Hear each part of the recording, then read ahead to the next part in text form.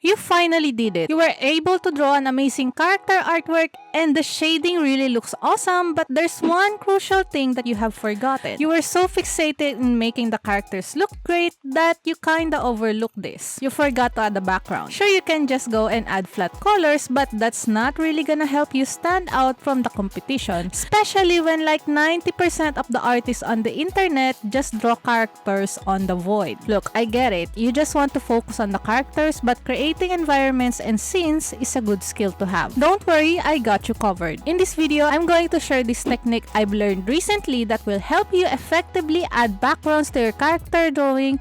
And no, I'm not talking about AI. We don't do that here. For this demonstration, we'll be continuing this artwork. If you noticed, I did a very sloppy painting of the background, so we're gonna fix this up and make it look pretty. Let's get cracking. You can apply this technique on both Photoshop and Clip Studio. Since I have Clip Studio, that's the one I'll be focusing on. First things first, we need to search for images. Now, in previous videos, we pretty much used Google Images for searching, but unfortunately, we can't use it this time. No, we can't use Pinterest either.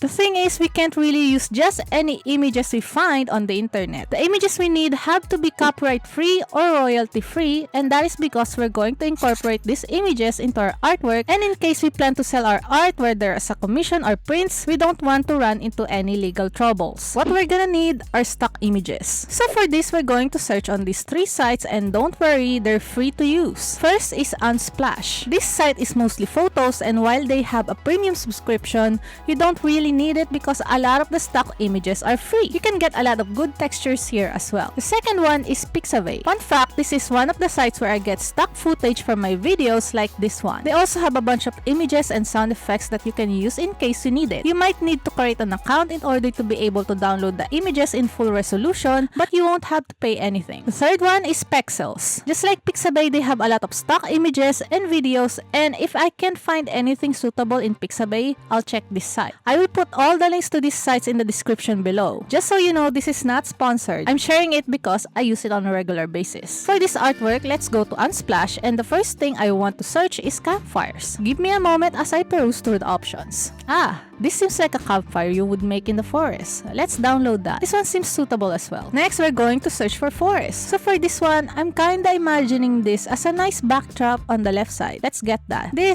I'm kinda thinking this would be the tree the couple is leaning onto like a couch. Downloading that one as well. This bunch of trees on the right side seems like a good backdrop as well. I'm just gonna download more that I think might be suitable. I won't be using all of these photos, but it's nice to have just in case I came up with something. Now we're gonna import these images in Clip Studio, and what I want to do is select the part that I want using lasso tool and copy paste it in our artwork. Like for example, I just want this tree, so I'm gonna select that and paste it right around here. Think of it as getting a magazine, cutting the pictures that you like, and pasting them all in a paper, making a collage. This technique is called photobashing, and I can't believe that in my over 10 years of doing digital art, I just found out about this. Now, obviously, we can't just leave it like this because the colors are all over the place. So our current goal is to blend this so that everything meshes well together and make it look painterly or at least similar to the style of the characters. First, let's clean it up a bit and remove all these extra bits that got included in the selection. After that, we're gonna go to Filter,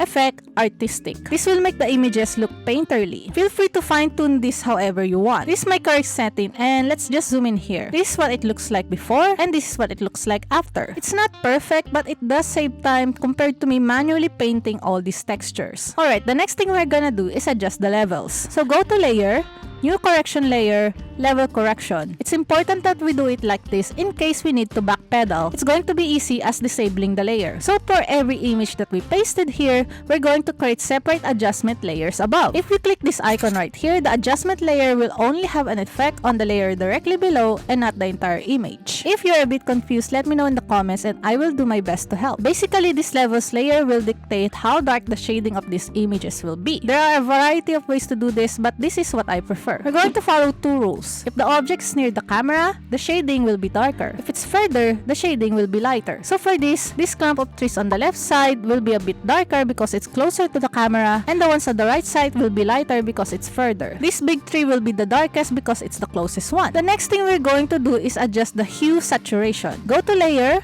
New Correction Layer, hue/saturation/luminosity. Same as the levels layer, we're going to create a hue saturation layer above each image. Hue and saturation basically will dictate how muted or vibrant the colors of the object. If the object is closer to the camera, the colors would be more vibrant, and if it's further, it's more muted. You can also adjust the colors of the images if you prefer. However, adjusting the colors this way is not the most efficient, so I suggest just focus on the saturation. Speaking of colors, we're going to adjust it to fit the night setting better. Go to Layer, New Correction Layer, Gradient Map. Basically, it can help you adjust the colors of the lighting and shading separately. For example, in this big tree, let's adjust the highlights to be orange. On the bottom of the strip, there are some tiny little pointy bits. Let's click the one on the rightmost side and then click this color bar here. It will let you pick any color you like. Let's go for this orange. Once we click OK, you can see the color change. You can add as many colors as you want just by clicking anywhere below the strip. Just take note that the highlights are on the right side and the shadows are on the left side. This is the gradient map I did for this tree. You don't really need to do all of the adjustment steps above. If you think it's already looking fine, you don't have to. You gotta have to learn how to use your judgment on this. You can look at reference of different sceneries to help you. After that, create a layer above. Let's just add some overlay painting just to fix up some stuff and make sure everything blends perfectly together. Don't restrain yourself with just one layer. Create a layer above and below the images if you have to. For example, I added a layer below the middle set of trees to add some fog on the back trees to make it more dramatic. My typical PSD file has so many layers to the point that my laptop sometimes is struggling because it's made of potatoes. For the fire, I'm just using the eyedropper tool to copy the colors and brush some bits and add some blur and smudge because it's not solid. If you like to learn more about photo bashing, you can check out the Art Mentor's video about it. I'll link it in the description. He does a better job of explaining it than me. So we got the characters done, we got the backgrounds done,